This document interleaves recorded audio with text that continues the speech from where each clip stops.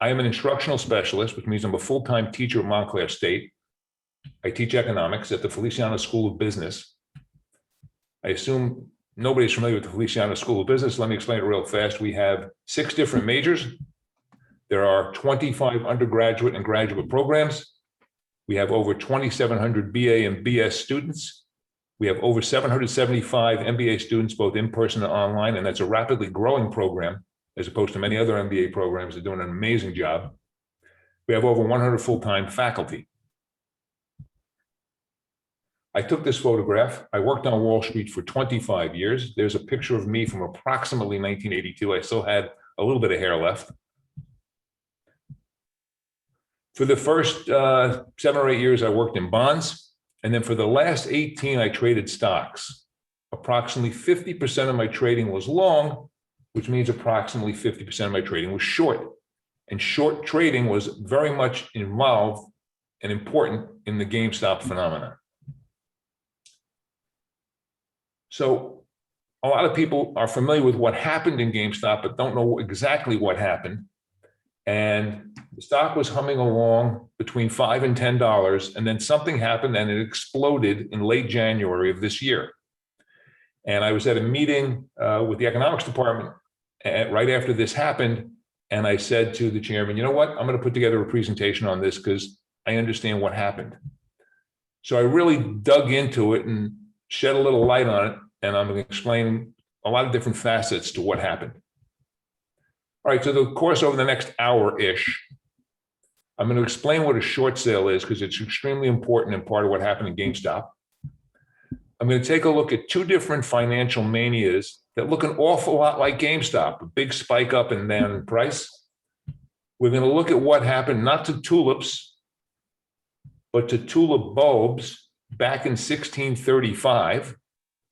And we're going to look at one of the most famous short squeezes of all time, the Northern Pacific Railroad corner of 1901. Then we'll look at GameStop. We'll take a brief look at what they do. We'll look at some brief financial statistics. We'll look at the trading in GameStop. We'll take a look at what role the hedge funds played. We're going to take a look at the Reddit message board and specifically the Wall Street Bets message board and what role it played in GameStop. And then, of course, you can't talk about GameStop without talking about Robinhood Securities, an online broker that played a big role in the GameStop phenomenon. By the way, every time that's my avatar. He's bald like me. Every time he shows up, that's like me speaking to the group.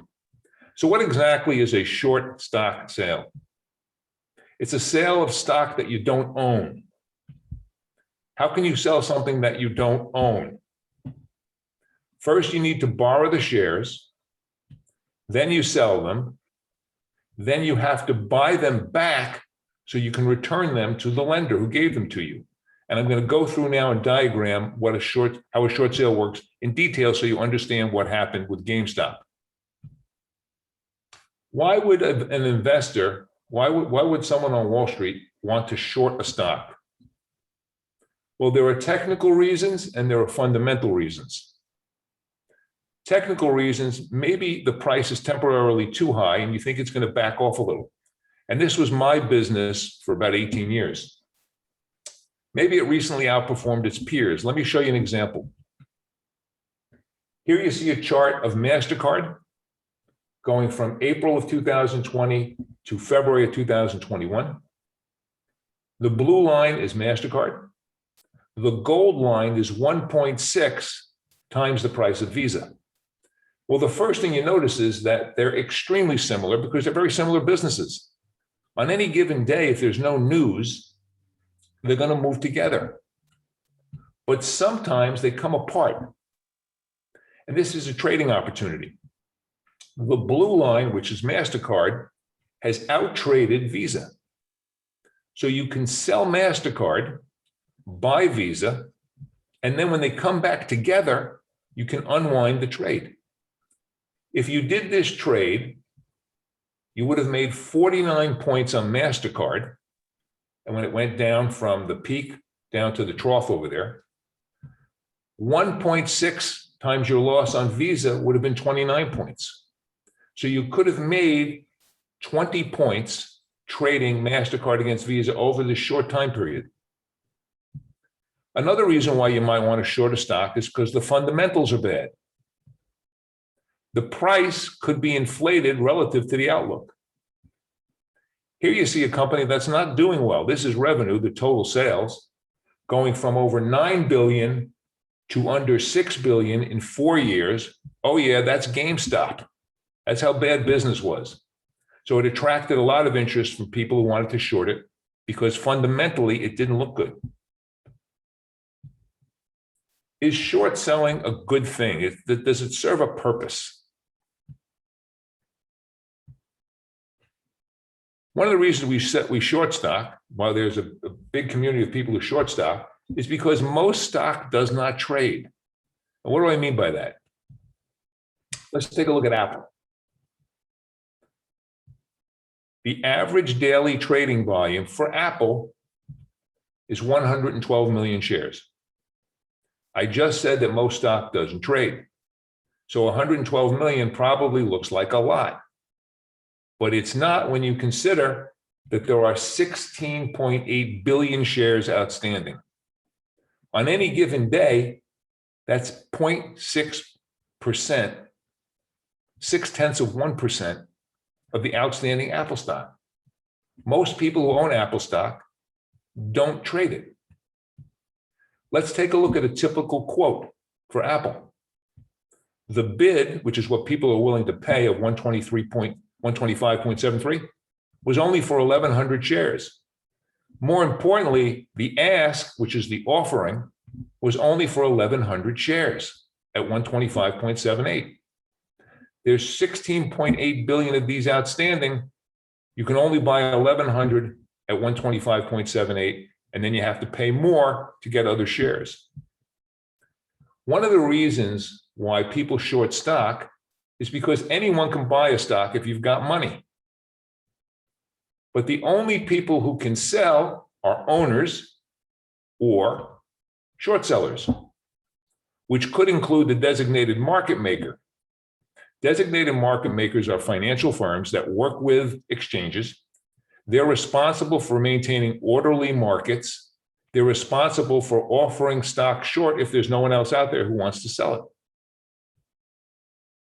Which brings us to Economics 101, which I teach.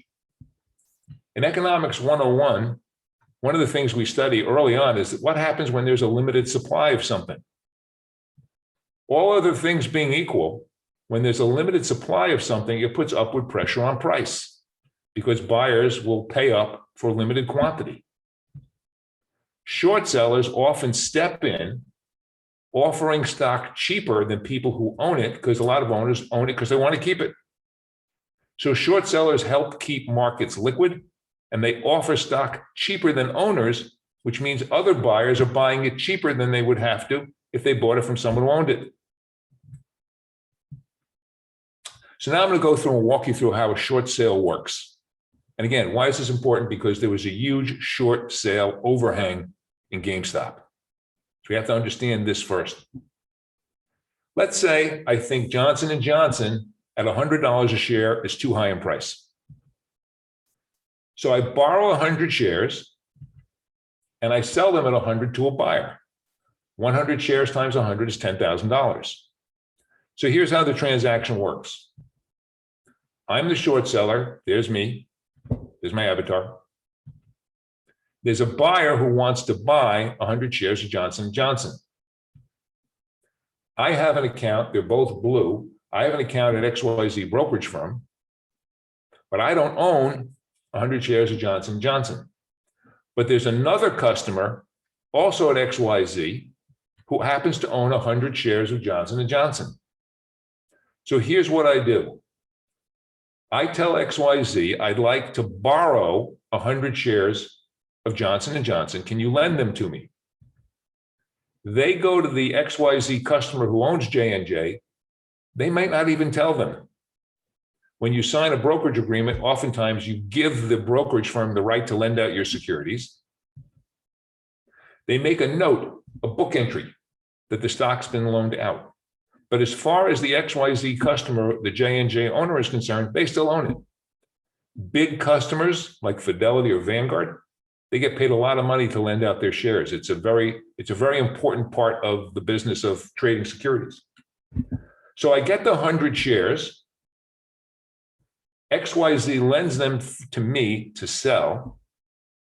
And what do I give them? I give them an IOU that says I owe you 100 shares. I then take the 100 shares that I've borrowed and I sell them to the buyer. The buyer then gives me $10,000. But that $10,000 is not mine free and clear. It's going to be held as collateral. That $10,000 is restricted. I can't have access to it. I can't use it until I replace the shares. So I'm going to put that $10,000 in prison. It's my money, but I can't get to it until I return the 100 shares. That is a very simplified version of the collateral agreement. Real life, it's a lot more complicated, but this is close enough for an explanation. Okay, so here's where we stand after the borrow and sale. The buyer is happy.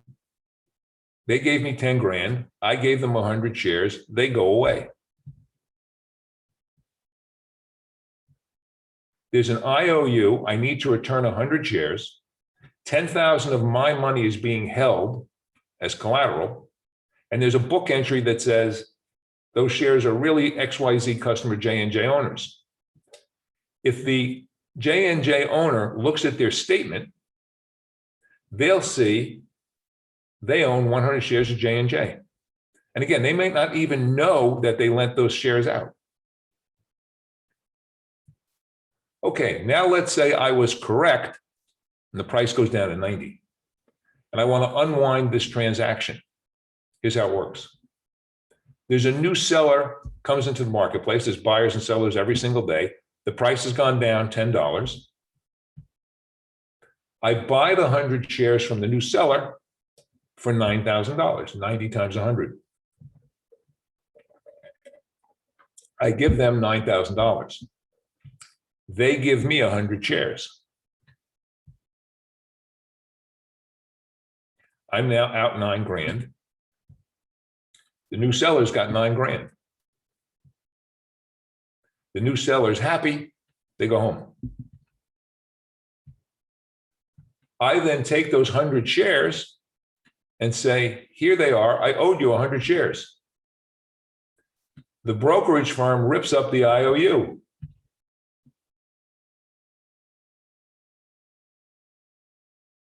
They erase the book entry. The $10,000 now is unrestricted because I satisfied the IOU. That $10,000 is now my money, free and clear. So I started by selling the stock short for 10 grand. I bought it back for 9 grand.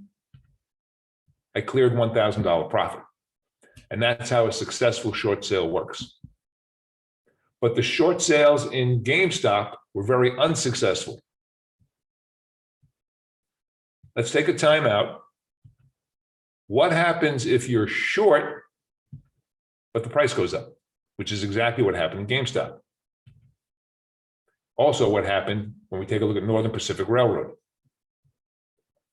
So here's where we stood after the borrow and sale. I owed 100 shares.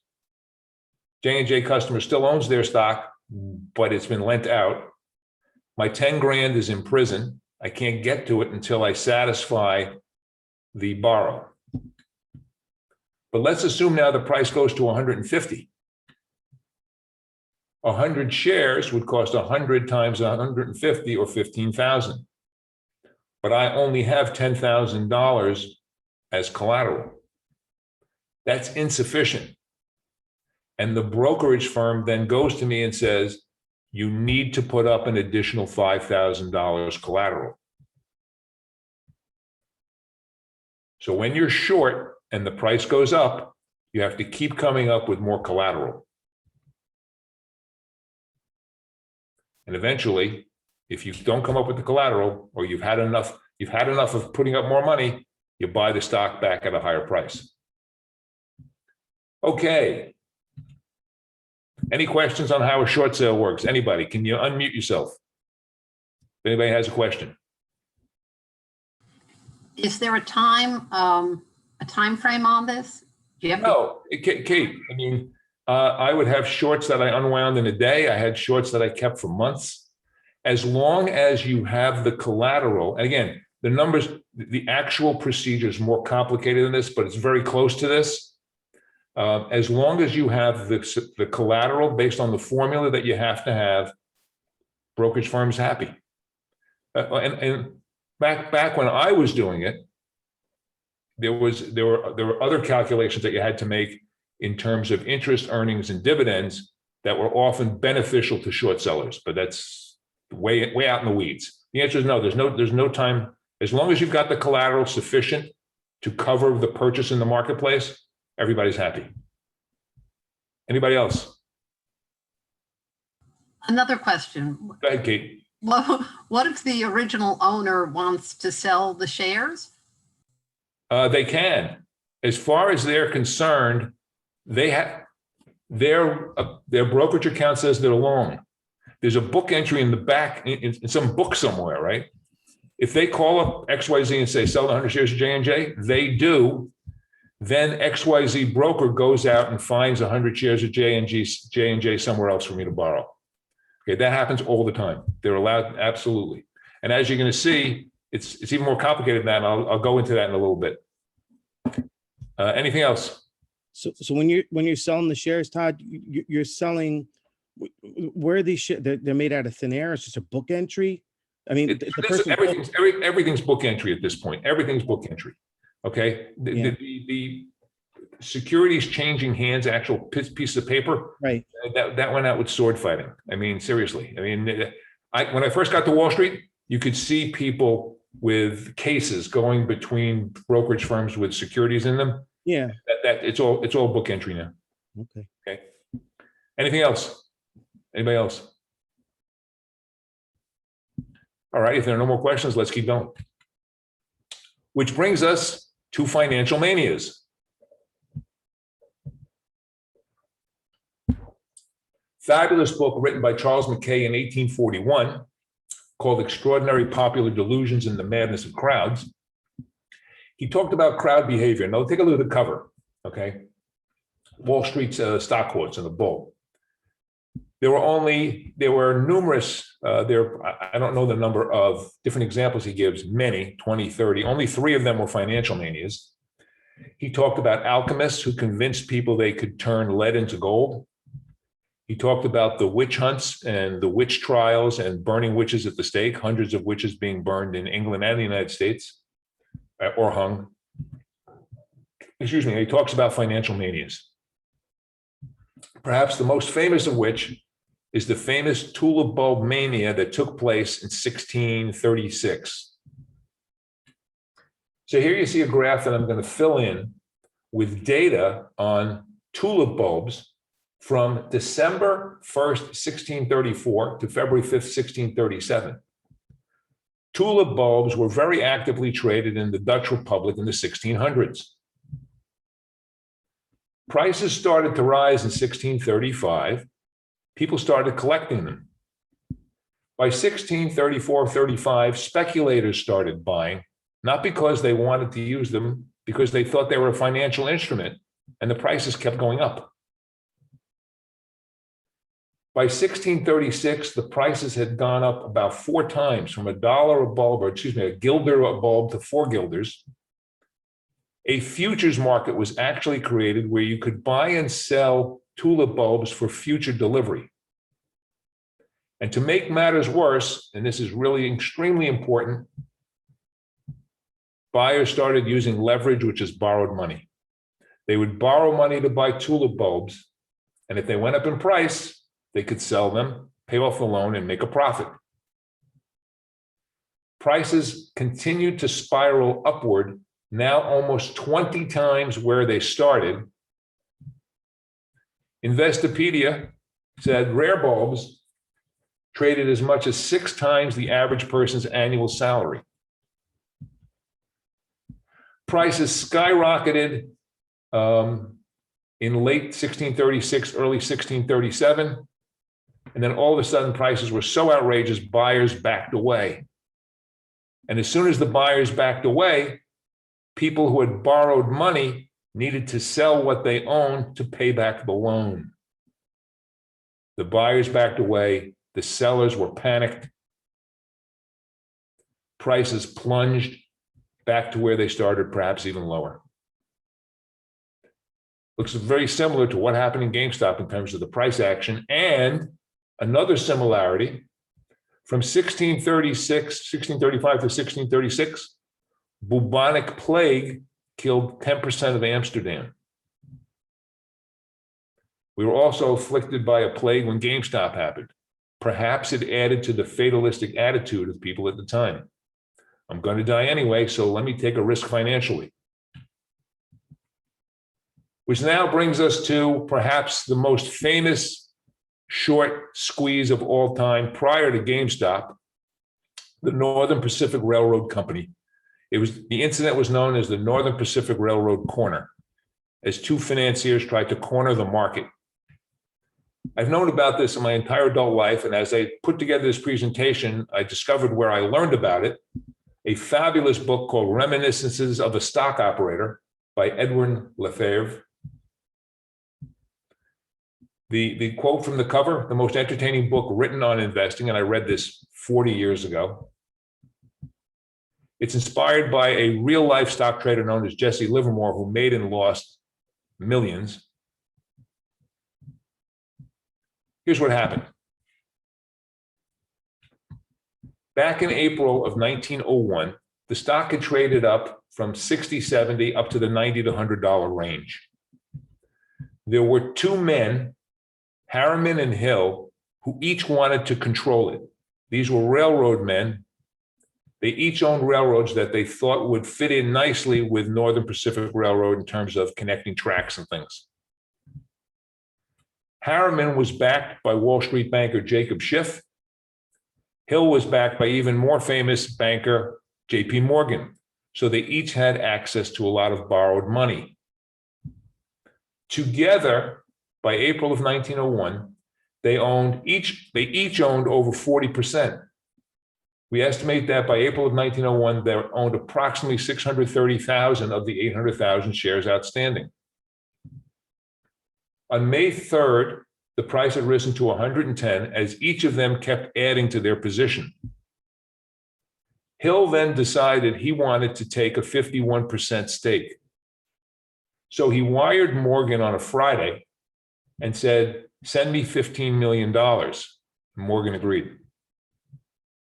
On Monday, May 6th and Tuesday, May 7th, Hill buys 124,000 shares to get him to more than 50% ownership. That only left 46,000 shares outstanding that weren't owned by Hill or Harriman.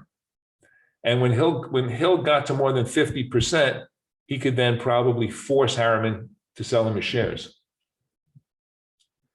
There are only 46,000 shares outstanding. Outstanding shares that are available to trade are called the float. The float, the number of shares that are available to trade. This excludes insiders and restricted shares. And surely Harriman and Hill were insiders, and they weren't going to lend their stock out for people to short. But here's the problem. On May 6th and May 7th, because of the trading activity, the prices were going up. Speculators started shorting stock. As many as estimates are between 250,000 and 500,000 shares. They didn't line up the borrow first. Now you have to line up the stock and have it borrowed first before you can sell it. Back then you could sell it short and say, yeah, I'll find it. They were now short almost 10 times the available number of shares. What was going to happen? These prices and this price action is from the New York Times. If you subscribe to the New York Times, you have access to every single paper ever printed in the archive. So these are screen clips from the New York Times. Northern Pacific stock trading. On Monday, May 6th, Hill puts his order into 124,000 shares. The stock opens at 114, trades as high as 133, closes at 127.5, up 17.5. Speculators are shorting stock. On Tuesday, May 7th, I don't have the intraday data. The stock goes out at 143.5, up 16. There are now several 100,000 shares short, and the shorts are scrambling around trying to find stock to borrow so they can deliver it. The short squeeze is on. On Wednesday, May 8th, the stock opens at 155, trades as high as 180, closes at 160. People who sold the stock at 120 and 30 and 40 are out hundreds of thousands of dollars. More importantly, they have a contract to deliver stock that they can't satisfy because there's no stock available. This is from the New York Times. I believe it was page 1. This was from Thursday, May 9th. Brokers acted like insane men. And all the while there was such yelling and shouting as had not been heard even on the recent wildest days in the street. But all of this trading was tame compared to what came next. On Thursday, May 9th,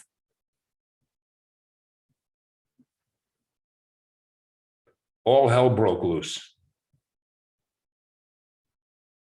The stock opens at 170, the low of the day.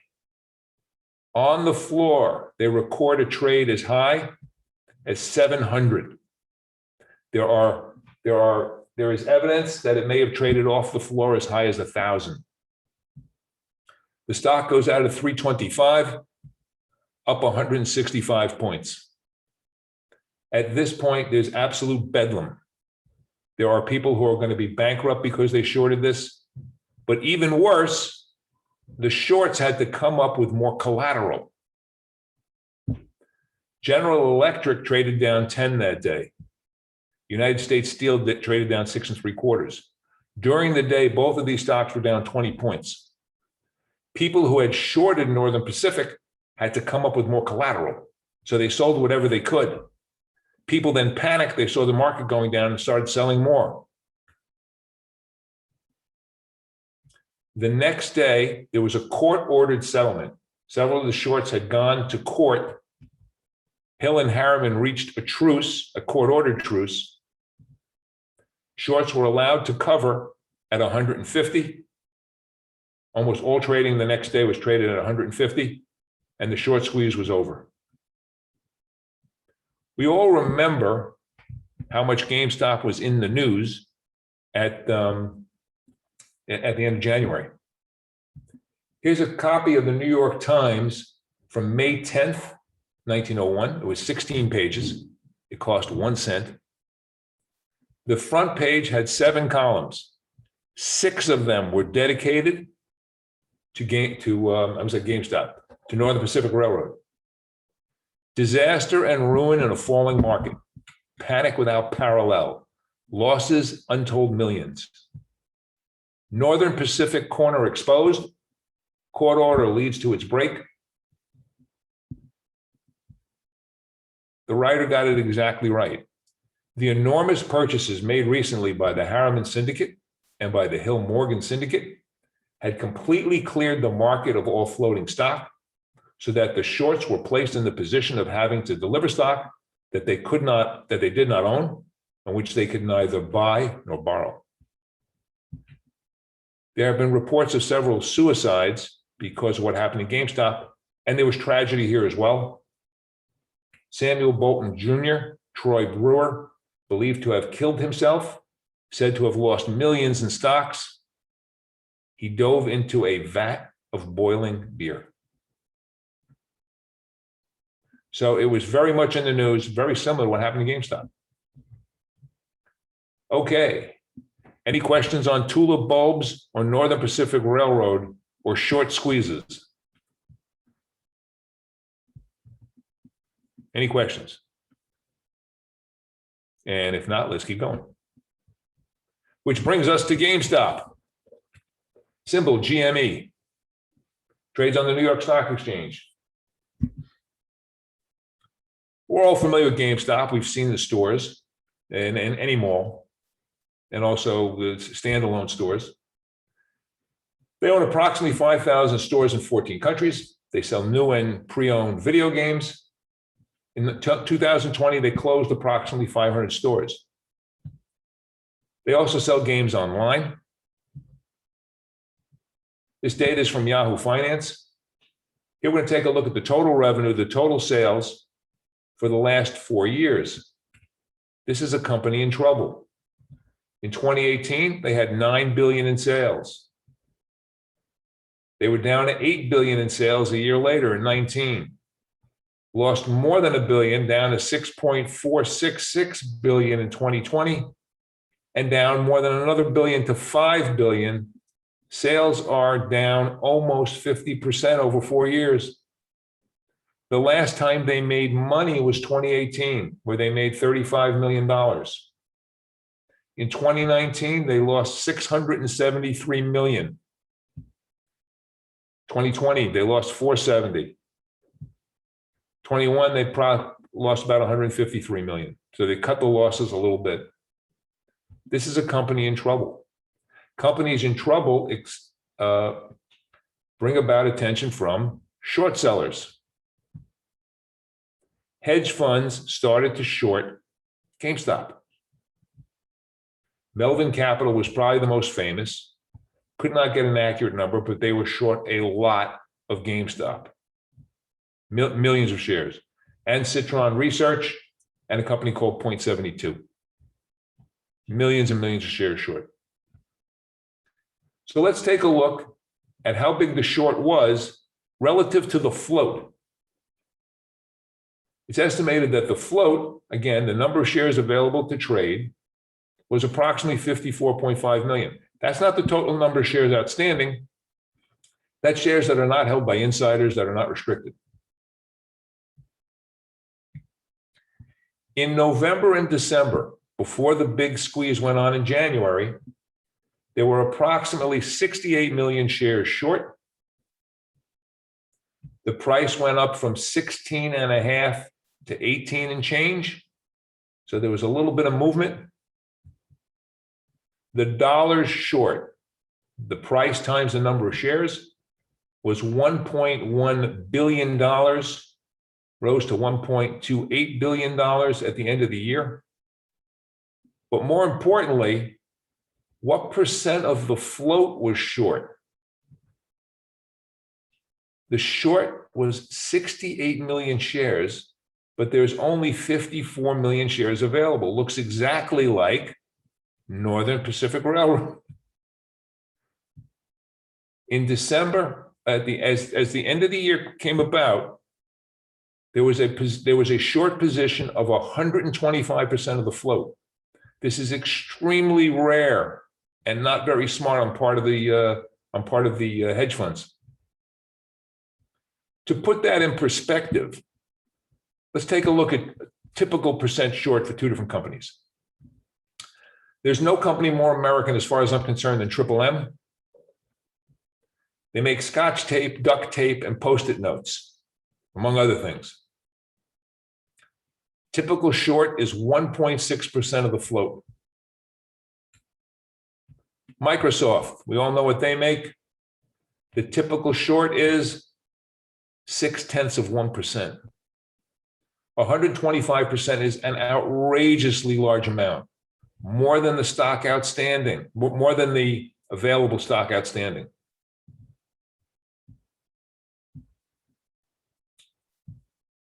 How is it possible that you could get short more than the available float?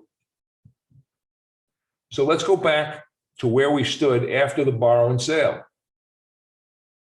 We owe 100 shares back to XYZ. They've got 10,000 of our money locked up. XYZ customer, the J&J owner, they still think they own the shares. There's an entry that says the stock's been loaned out. But the buyer who bought it, they own 100 shares of J&J. Nothing prevents them from lending that out to another short seller. And that's exactly what happened. The same shares were shorted a second time, leading to a position of 125% short. I ran into one article and I forgot to bookmark it, so I had a hard time finding it again. The New York Times did a study and they could only find of 10 examples over the last, I don't remember how many years, where there was a short position more than 100% of the float. But on the other side, there were people who truly believed in GameStop. This is Keith Gill, also known as Roaring Kitty on YouTube. He bought 500,000 shares in 2019, approximately at $5 a share. He thought at $5 a share, if GameStop doesn't go under, I'm going to make money. A much larger investor, Ryan Cohen, the CEO of Chewy, the online pet supply company, which he sold for $3.4 billion in 2017. I don't know how much of that he got, but he got a lot of it.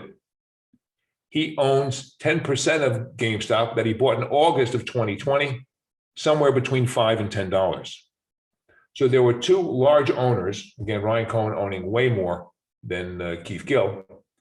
They were true believers who thought when the stock is this low, if GameStop can stay in business and switch to an online model, we're going to make money.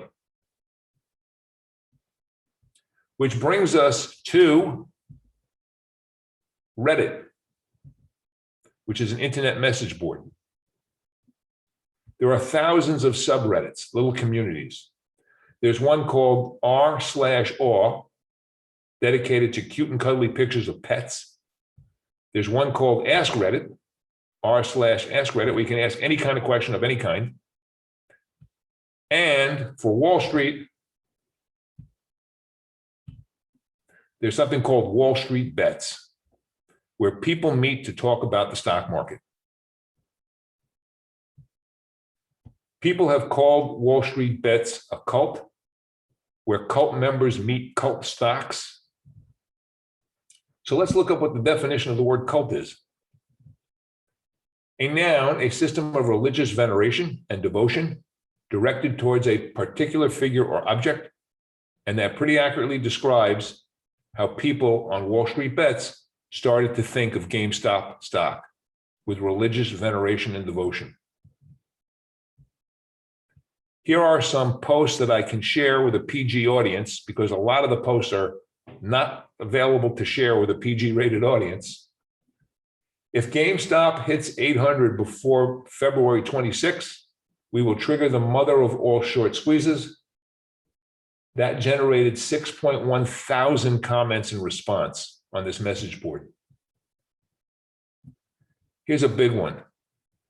Stimmy Day is here. There's always money in the GME stand. Stimmy is short for stimulus. People were taking their stimulus checks and they were being urged on Wall Street Bets to buy GameStop stock with it. And there were many posts showing outright disdain and perhaps hatred for Wall Street. An open letter to Melvin Capital: you stand for everything that I hate. So here we have a band of small traders using stimulus money and other small amounts of money buying GameStop as a cult. Here are some other PG rated terms I can share with you. By the way, I read a lot of Wall Street Bets and a lot of posts. I would say more than half of them you can't share. The term diamond hands comes up a lot. What does it mean? Buy GameStop and hold it as if it were a diamond, or have a grip on your GameStop stock as tough as a diamond. There's also a lot of YOLO, you only live once.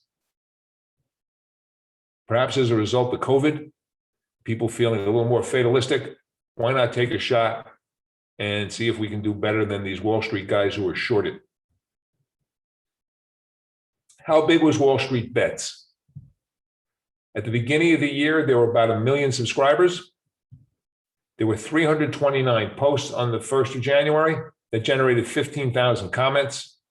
Stock was at 1884. By the 22nd, there were 2.4 million subscribers. There were 1,000 posts that generated 65,000 comments. The stock had risen to 65. The short squeeze was on. One of the reasons why there was so much activity, because of COVID, lots of people had extra time on their hands, stuck in front of their computers at home. And lots of people had stimulus checks and they were home not spending any money. No one's been to a ball game or a movie. Lots of people had extra money. So when the stimulus checks arrive, why not bet it on GameStop? It just keeps going up. On the 27th of January, there were another 1 million users. There were 68,000 posts that generated 394,000 comments. Think about that. How many comments per second were being made? The discussion level. It was like being out at a rock concert. The all-time high closing price was 347.51.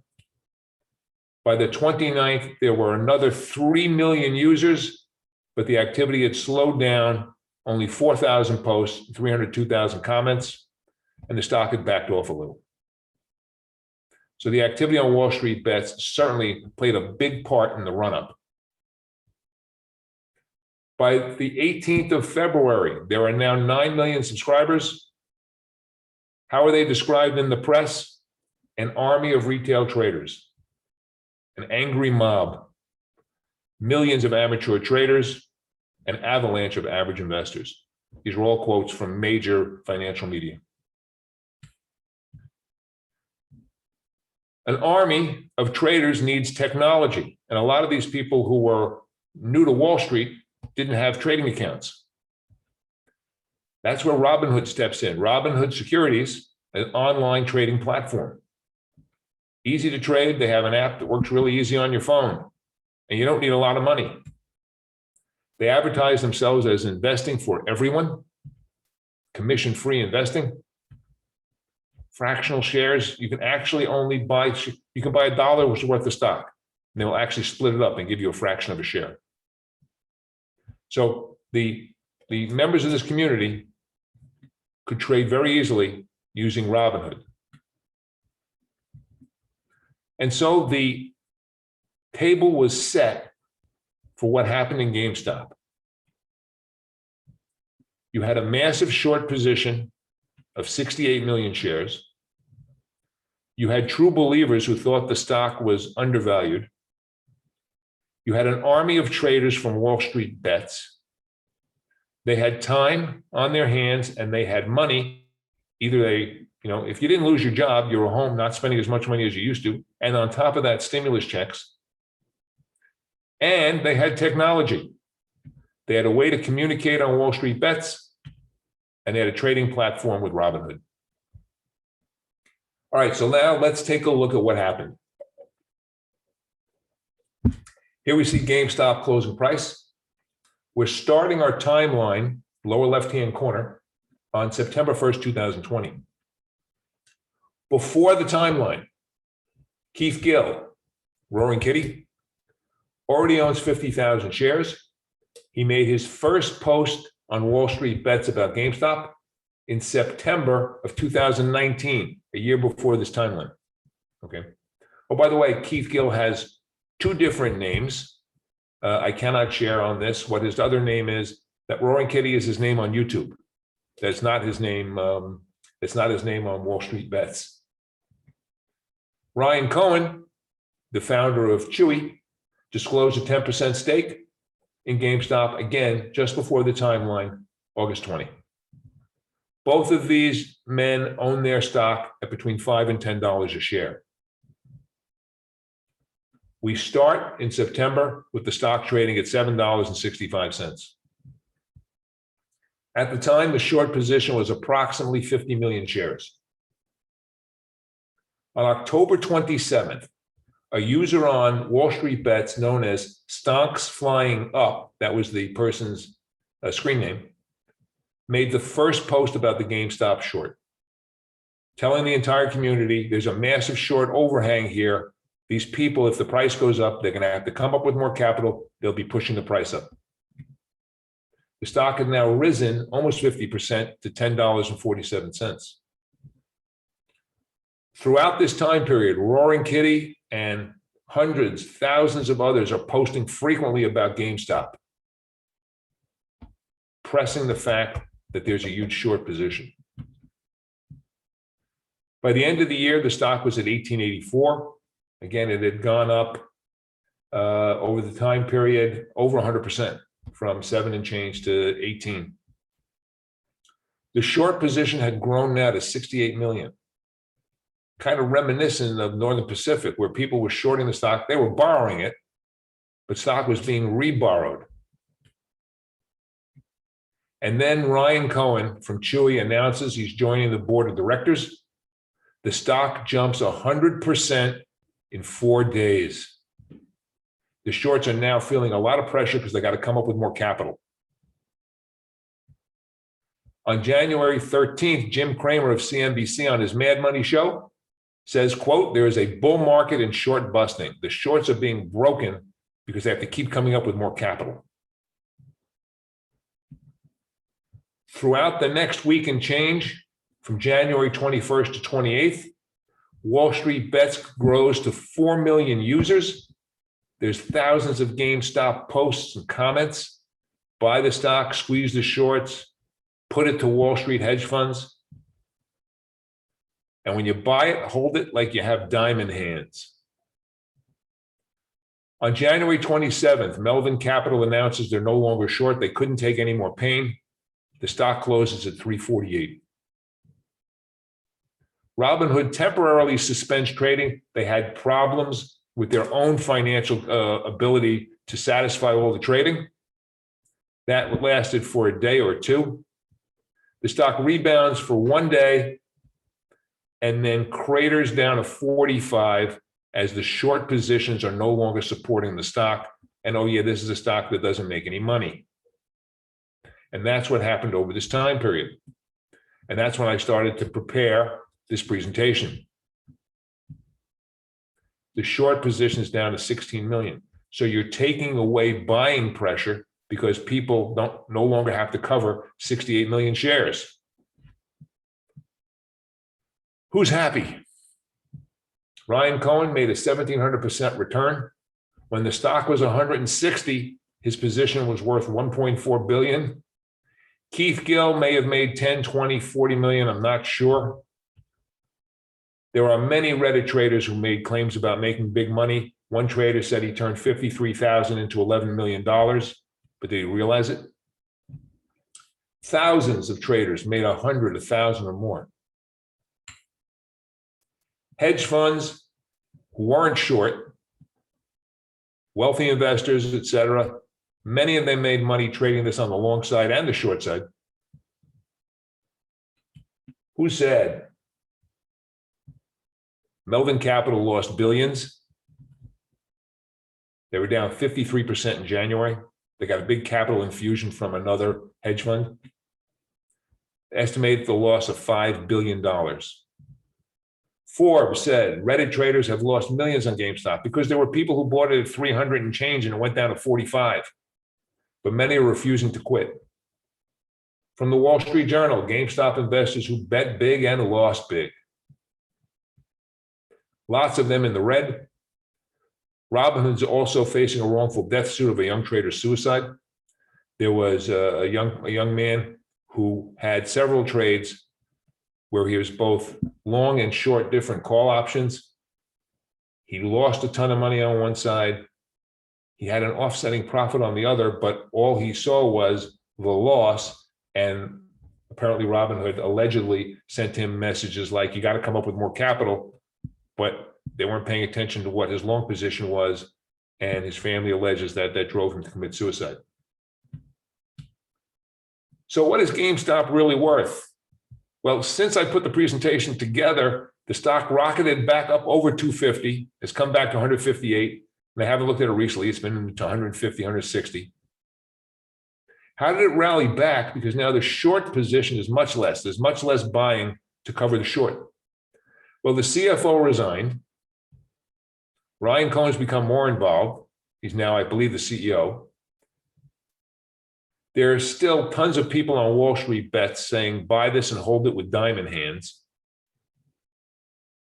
The short position back in March was about 14 million shares. When the stock was at 209, I just ran a rough calculation.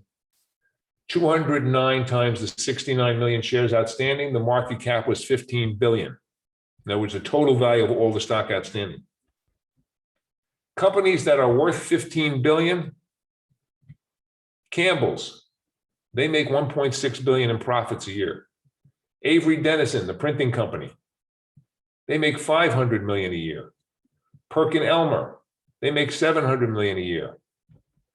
GameStop, the last time they made money was back in 2018. So right now, people are still betting that they think Ryan Cohen can turn this into some kind of successful online venture. And there are tons of people who are still owning it, but this is a company that still doesn't make any money. They've lost $1 billion since 2018. So who knows what it's worth? Market will decide.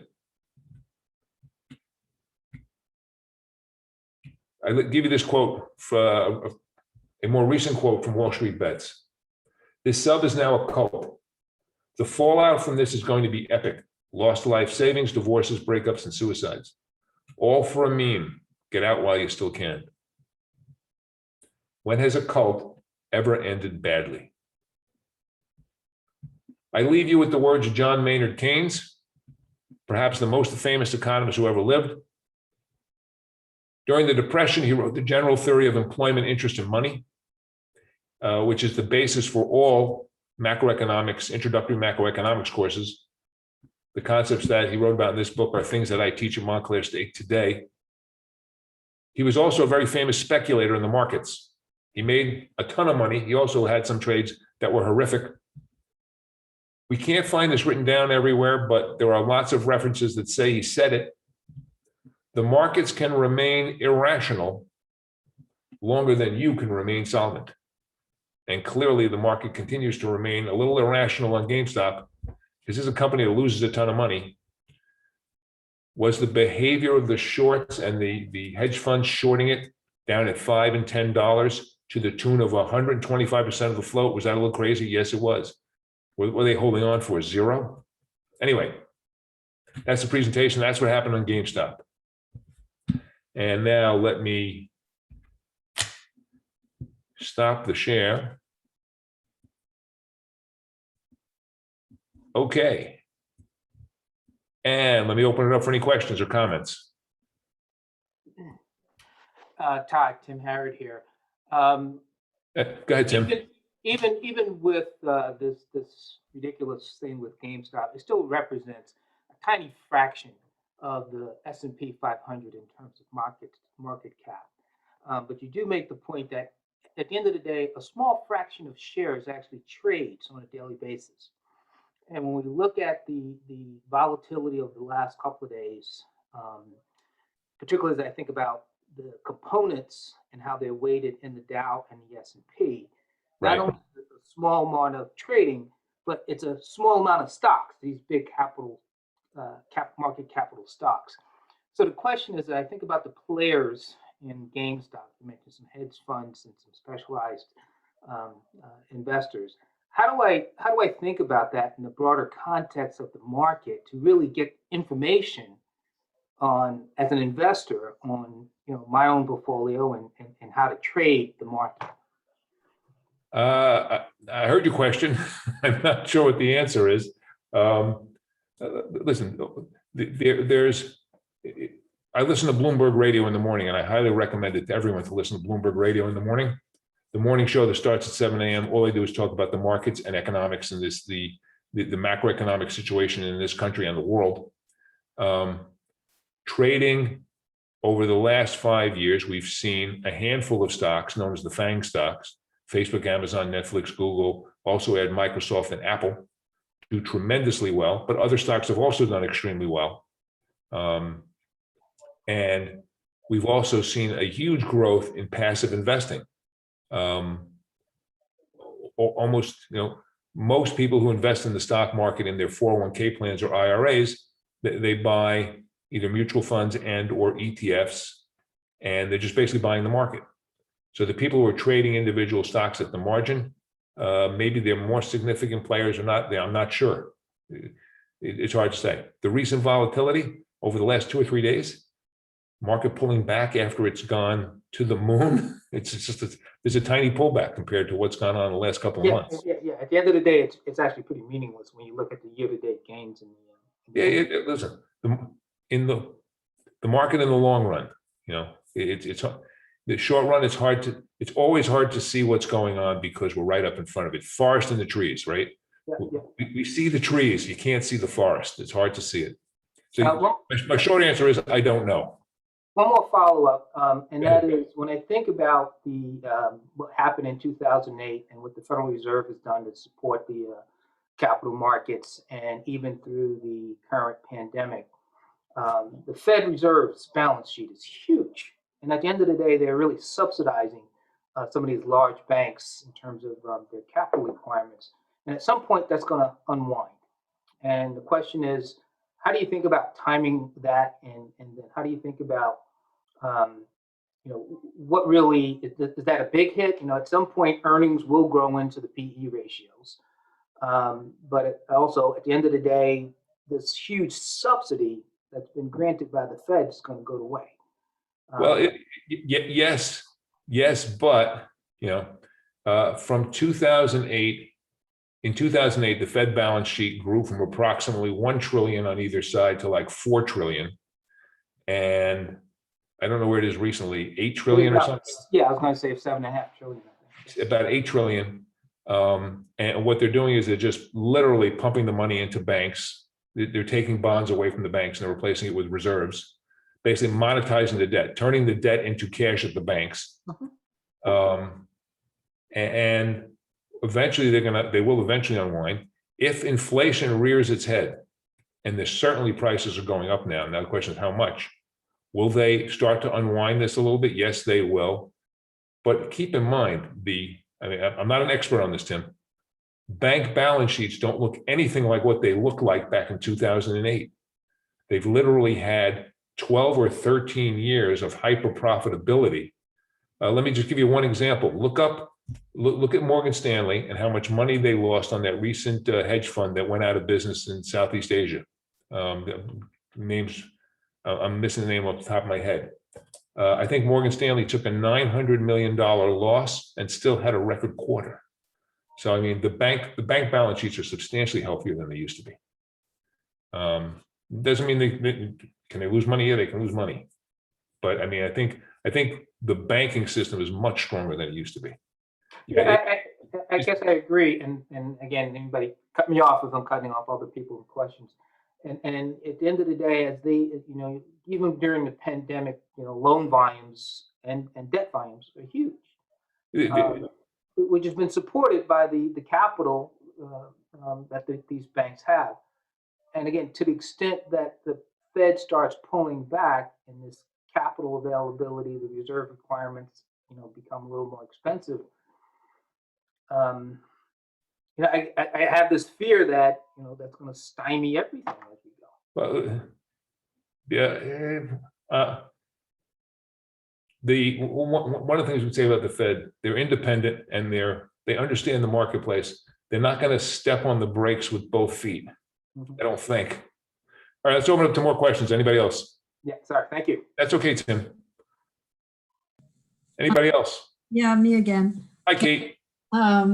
You were talking about insiders, that the float means the number of shares that are not restricted or held by insiders. That's correct. Could you kind of define insiders and restricted? I'm not sure exactly what that means. Okay, well, in the example we did with the North Pacific, both Hill and Harriman were people who had outsized interest in the company. They were insiders. They wanted to own the whole thing. I'll give you an example. Jeff Bezos at Amazon. Let's go with Facebook, even better, Facebook. Mark Zuckerberg at Facebook owns like 20% or 25% of the stock. None of that is available in the float because he's an insider. Okay, his stock is locked up. He has all different, he has restrictions on what he can sell and how often he can sell it. And he has to file when he wants to sell. He has to file documents to do it. So none of his shares are considered to be part of the float. They're not available for borrowing. So insiders are people who either work at the company, founded the company, have a strong affiliation with the company. And then restricted, there are certain times there are shares that are generated because of stock transactions or corporate buyouts, where they specifically are said, you cannot sell this for a certain amount of time. You have to hold on to it. Okay, anybody else? Hi, yeah. I wanted to ask, what proportion of shares is it known that little guys own? Is there some way of measuring that, or Oh, as sure. opposed to big guys? Absolutely. You can look up, there's all kinds of information in terms of who owns what. One of the things I would recommend, Don, you could start with Yahoo Finance, and you can look up specific data like that. Again, not the largest holders of any stock pretty much is almost always Vanguard, with the number two usually always either being BlackRock and or Fidelity, all of which are held in mutual funds, some of which are held in their ETF creations and or just mutual funds. The answer is there's all kinds of institutional holding information. And again, it depends on the stock. It depends on the stock. Okay, I meant GameStop specifically, I guess. GameStop? I was interested in that. You can start by going to Yahoo Finance, put in GME, and then one of the things will be insiders and stuff, and you might see a list. Start there. Okay, and you can find out. Thank you. Okay. Anyone else? Todd, Yes. I noticed that there've been some people like Mark Cuban that Yep. are weighed in on this, and basically, giving some advice to the traders and saying that, hold on if you can. If you have to sell, but it's a possibility this might squeeze again. And just watching like the shares that are short Right. from last month to this month, it looked like it increased somewhat. Right now, I think it's paying like 30%. Again, I haven't been following it as closely. Having Yeah. said that, also they just issued new shares. They issued new shares. Yeah. Okay. So It still, to me, seems to. First of all, I think the behavior of the hedge funds was outrageous, because when you short a stock all the way down to like $6 and $7, to yeah. hold out for zero is outrageous. Because I Right. mean, betting they're going to go under. And GameStop still has a lot of things it can do. It can convert itself into an online store. I don't think it's going to be very profitable, because everything they do, you can buy at Amazon as cheaply, if not cheaper. Yeah. And when you see something like, I guess people panic sell too when they start seeing that stock drop, quickly. The people that actually hold the shares are Right. dumping. There are tons of people who bought at 250 and 300, right, Yeah. on the way up, and they're out a ton of money. Yeah. And keep in mind, a lot of people, I know some of my students who bought GameStop, Yeah. and I don't know if they sold it or not, but where'd they get the money? They used their stimulus checks. There are lots of people, this is found money. Doesn't make a difference. Maybe I'll turn $1,400 into $6,000 or something. Right. And there's a whole army of people who did that. Yeah. Yeah. All righty, anybody else? Okay. Listen, I had a lot of fun here. I hope you all learned something. I'll give you two takeaways. Listen to Bloomberg Radio in the morning. Starts at 7 o'clock if you're up. If you want to learn about the markets, they're constant. All they do is talk about the market and macroeconomics. And other than that, yeah, another thing, a takeaway, Yahoo Finance, you don't even need an account. You can literally just type in any stock you want. and then just type in, like GME space Yahoo Finance, and the Yahoo Finance will come up.